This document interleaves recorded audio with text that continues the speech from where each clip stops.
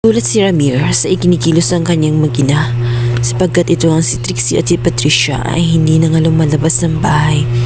Batid niya na may kakaibang nangyayari. Kaya naman napatanong siya kung mayroon bang problema sa kanilang dalawa. Ngunit pilit na itatago ni Patricia ang mga nangyayari.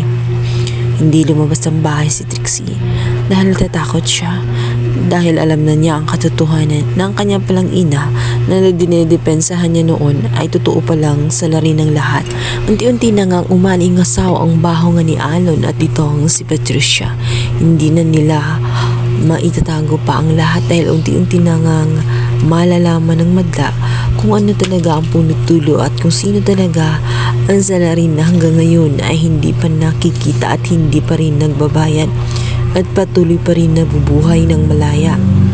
Sa kabilang banda, hindi pa rin matahimik itong si Lorena. Nagpang-abot si Lorena at itong si Trixie sa puntod ni Meredith. Kung noon ay talagang buong pusong ipinagtatanggol ni Trixie ang kanyang ina, ngayon ay guilty siya. Kinakabahan at konsensya siya tuwing nakakaharap niya ang mga biktima.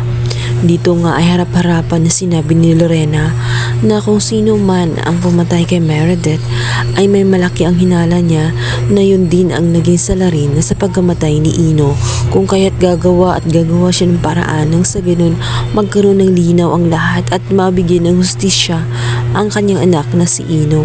Araw-araw ay nanababagabag itong si Trixie. Kinakain siya ng kanyang konsensya kung kaya't hindi niya maiwasan na pagalitan at sabihan ng kanyang ina. Hindi kasi niya sukat akalain na nagkaroon na siya ng ina na kagaya ni Patricia na isa palang demonyo. Sa pag-aakala niya ay magiging ligtas siya, ngunit siya pala ay dadalhin nito sa kapahamakan. Sa kabilang banda, ipinagdasal nga ni Leleta na ito nga si Sabrina ay magising na nga at nang sa ganon magkaroon ng linaw ang lahat. Malaman din niya ang tungkol kay Alon na gustong sabihin nitong si Sabrina.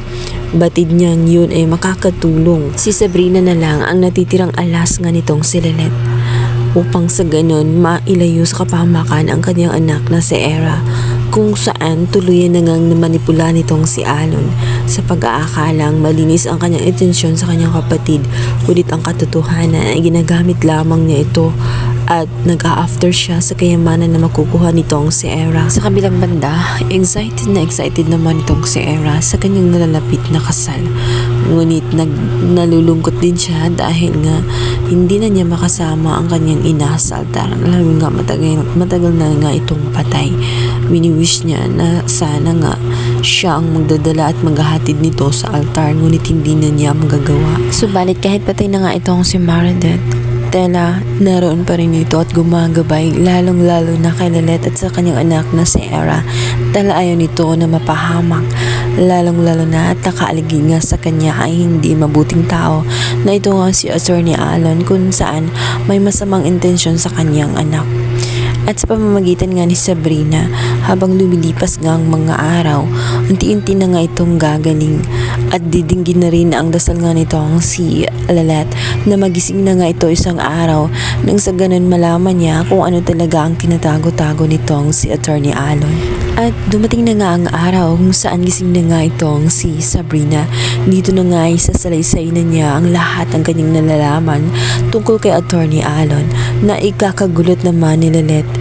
Kaya pala ganoon kasama ang kutob niya at hindi siya okay at comfortable tuwing makakasama niya itong si Attorney Alon dahil tama pa lang may lihim ito. Kaya naman dahil sa nalaman nga nitong si Lelet ay gagawa siya ng paraan at kahit hindi sila okay ni Era ay gagawin niya ang lahat ng sa ganun malaman at masabi niya ang totoo at ang mga sinabi nga nitong si Sabrina nang sa ganun hindi na niya gugustuhin pa na pakasalan pa itong si Attorney Alon.